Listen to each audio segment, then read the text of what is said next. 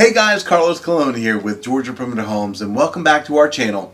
If you've not done so already, hit the subscribe button and the notification bell, and every time that we release a new video with real estate content, you'll get to see it first.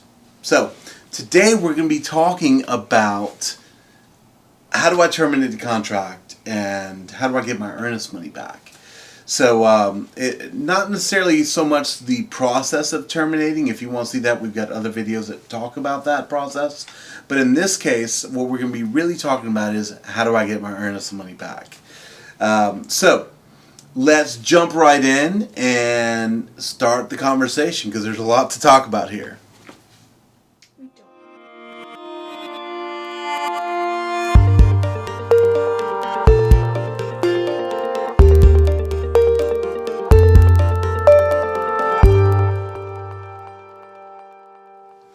So, the first thing I'm going to mention is obviously our brokerage is in the state of Georgia. So, everything I'm going to tell you is going to be specific to the state of Georgia.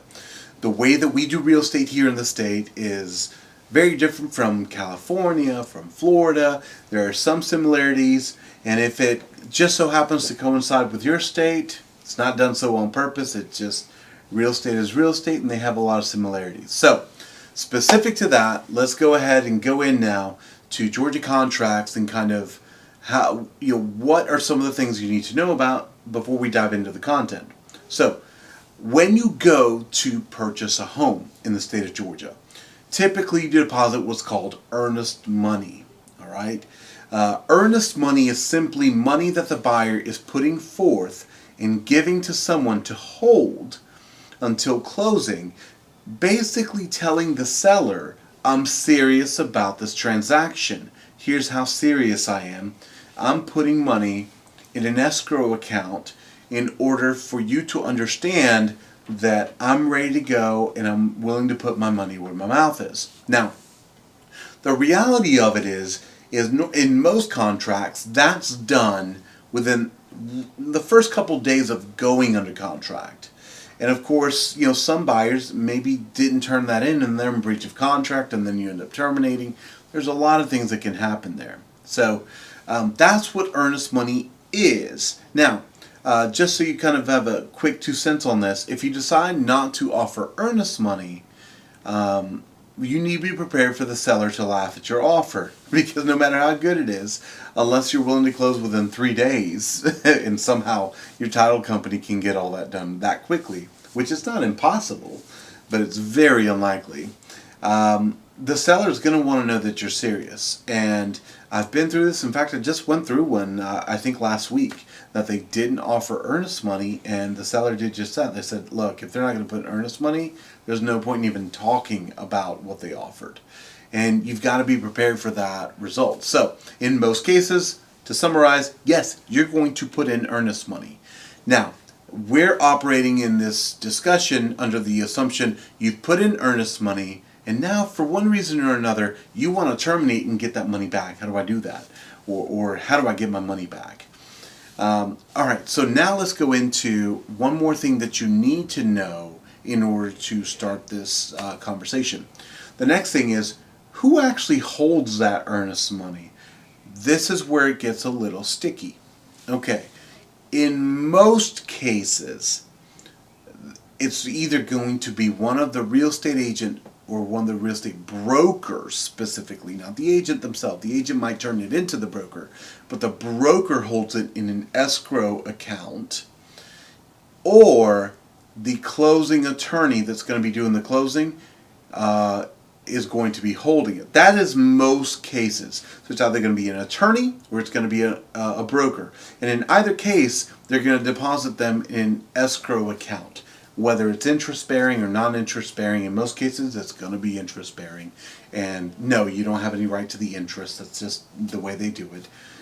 But just know that that's the way it's done. Now, what's the unusual way? Well, the unusual way is that neither of those two are the holder, and sometimes you might get the seller to directly hold the earnest money. This is very rare, but it does happen. In fact, we just closed one last month where that was the case, and the sellers actually held $10,000 in earnest money because the buyers were that serious, and that $10,000 was applied towards the closing costs at closing by the real estate attorney that was doing it. You have to have very clear black and white paperwork on this, which means the earnest money is being done as a cashier's check or a personal check in some way, shape, or form, where it can be paper traced, not cash. Number two, I really want to know and go to my bank and show that they have actually deposited, so I want that statement from my bank as well in order to show, no, this was deposited in their account. Whether they argue it or not, here's the proof. So that's important. So the other situation, which is a little more common actually, is that the seller is actually a builder, and the builder is holding the earnest money. Okay, the seller and the builder is the same thing in this case, but a builder operates very differently than just your traditional seller that's selling their own personal home. So in new construction, this is very common that the builder will actually hold earnest money in their account. The reason why this is so important is because we're about to have conversations about how the holder releases the earnest money, which is the important part. All right, so now we're ready. Let's dive in. So you've already decided, I'm terminating, how do I get my earnest money back? Well, now we're going to talk about protections that are typically in the contract that are going to protect you. I'm going to have a disclaimer right at the beginning of this.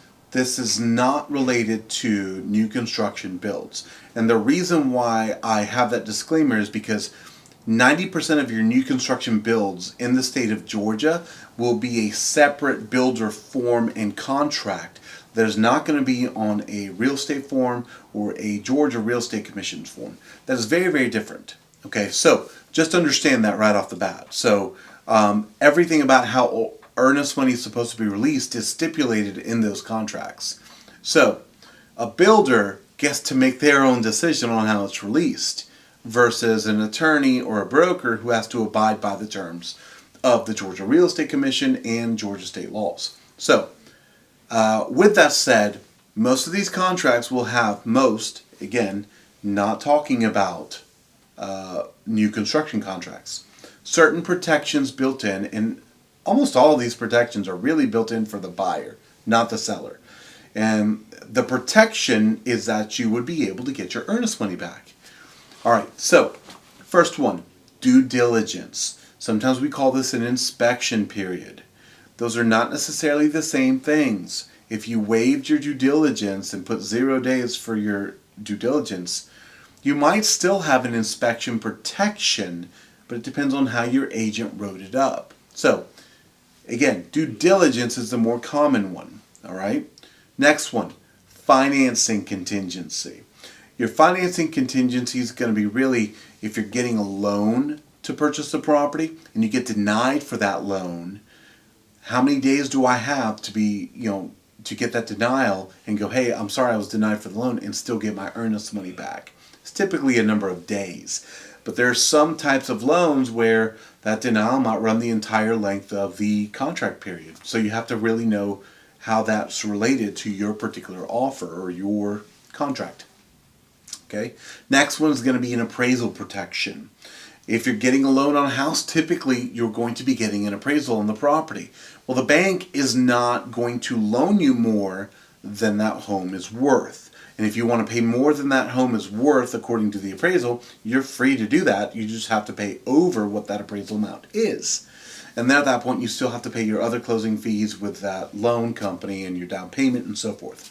Now, there are some other protections. They're a little less common. We'll just talk about other in this case, which is going to be special stipulations. Maybe they were supposed to do repairs that they didn't do or didn't do properly. This is where we get into some sticky situations on how do you prove that.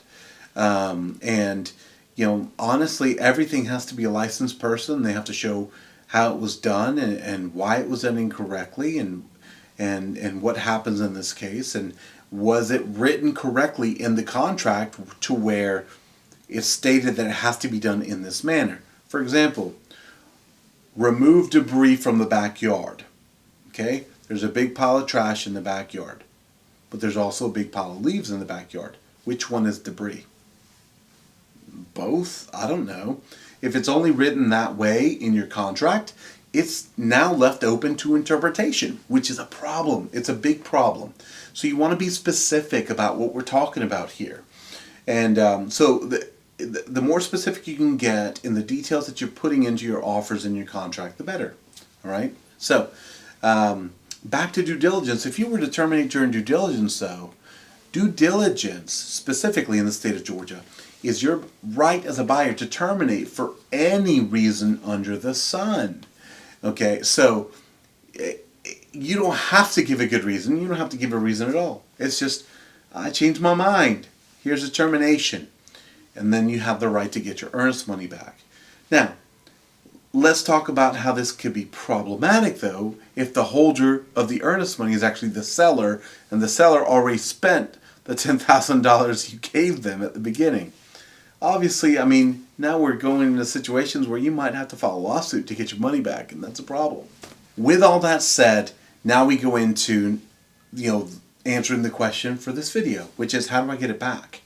Okay, number one, you would use one of those protections that you have built into the contract as your reason for, hey, this is why I'm terminating.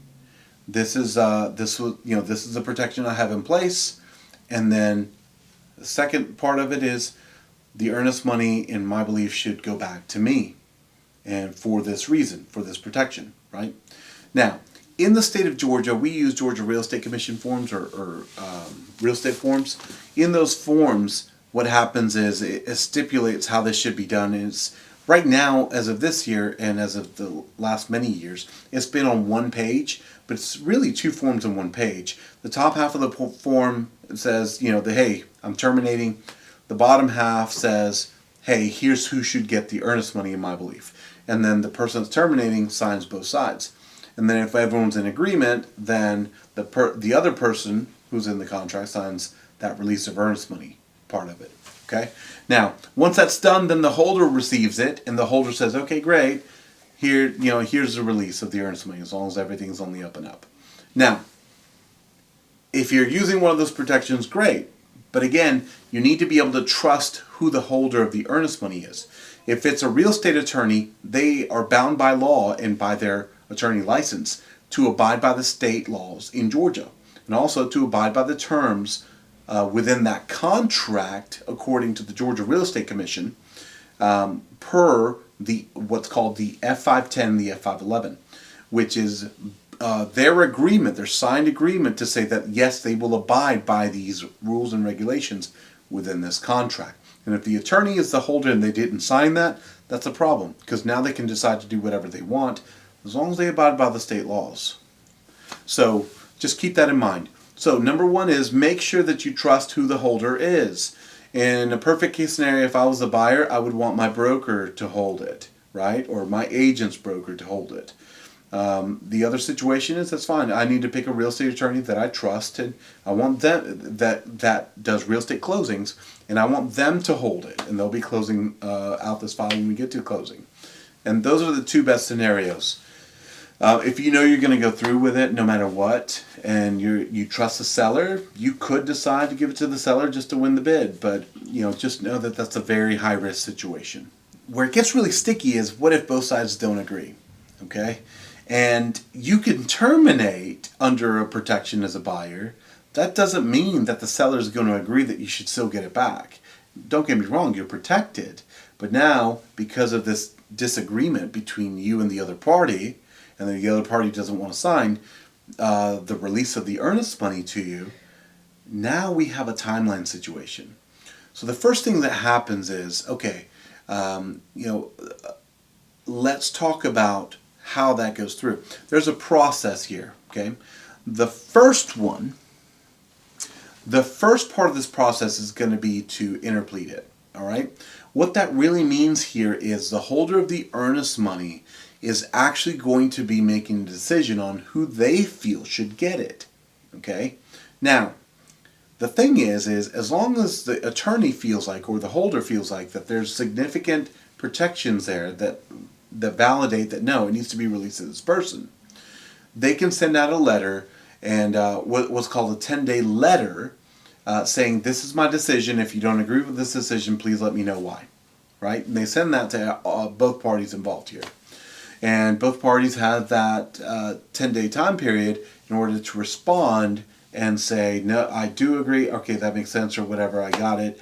Or, no, I don't agree, here's why it should happen, and if you do this, I'm not going to be happy, and we're going to file a lawsuit or something.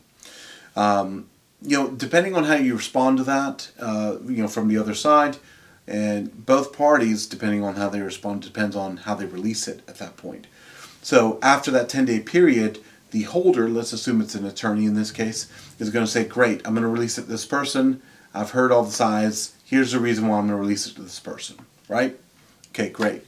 Now, what if both parties adamantly, or one party adamantly says, do not do this, we need to go to court, right? And we're asking you to do what's this next step called, is we actually take it to court, or rather we take it to arbitration. Okay, arbitration becomes much stickier, okay? This is where the money is actually sent to the court system. You either get an attorney or you don't get an attorney on each side, and then at that point you've got to fight it out to see who gets the earnest money. In most cases, this is not worth it, okay? So even if you've got $5,000 in this, it's going to probably cost you just as much, if not more, to get an attorney to go into this. And fingers crossed that you win, because if you don't win, you've got to pay all the fees for the other party as well, in most cases here. And so if you lose, you not only don't get the earnest money, but you paid your attorney and you're paying the other side's attorney too for doing this. Now, if you win, great. Then you get the earnest money. You did all this work and all this labor just to get that little bit of money back. I'll call it little bit in the sense that in relation to the purchase, it's small. Assuming that you're buying a $400,000 house or higher. And you've got to understand that there's definitely consequences for this not going right. And so there are loopholes in almost every contract. And if you're a builder, for example, you could simply argue that, no, this is a builder contract, not a GRET contract. This is what they signed to. This is what they agreed to. And no, they took this home off the market and I could have sold it to somebody else and I haven't sold it yet. And so, absolutely not. We need to be keeping the earnest money. And that might be a valid point and a valid case. So you have to be very, very careful on how this is done. In other times, when a broker or an attorney can't really make a good, clean decision on who should get it, they will actually recommend both parties to actually talk about it and see if they can come to a mutual decision, because that's a lot easier to do and quicker. And sometimes, hey, listen, will you agree to splitting it 50-50? I've had sellers say, abso-freaking-lutely not. We're not doing that. We've took it off the market for 45 days for you. We're not going to do that. We had a mortgage payment that came out. It's not going to happen. But I've also had situations where this has come back and one party just nicely said, hey, you know what? Forget it. I've got another buyer already on the table. It doesn't really matter here. Let's just move on. So talk to your real estate agent and make sure that you understand the processes, and also help them understand and ask the questions on what happens if, right? What happens if I want to terminate this? What are my rights? When do I do that? Who's holding the earnest money, and how quickly do I get it back?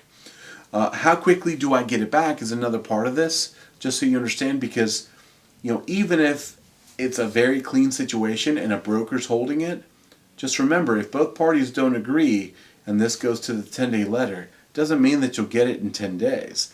Everyone has to submit their reasons to begin with, and then they go, hey, here's what my decision is going to be. I'm sending out a 10-day letter. You have 10 days to give me a reason as to why I should, or you do or don't agree with me. And then at that point, if there's more questions, it could take a month, it could take 2 months, it could take 3 months to still get that money back. So, and this is not even going to court and doing this. So you want to create a very clean transaction for yourself here. So it's all about how it's written on the front side. Understand your rights and understand what the protections are that are built in there for you. So that's it, you guys. That is the nitty-gritty on terminating and getting your earnest money back. In most cases, that also means that you can just go ahead and use that earnest money for the next purchase. But if you're a first-time home buyer, you might be relying on that money in order to be able to put your earnest money down for that purchase. So If you have any questions about real estate transactions in the state of Georgia, give us a call, 770-314-1285, or check out our website at www.georgiaperimeterhomes.com. Thanks.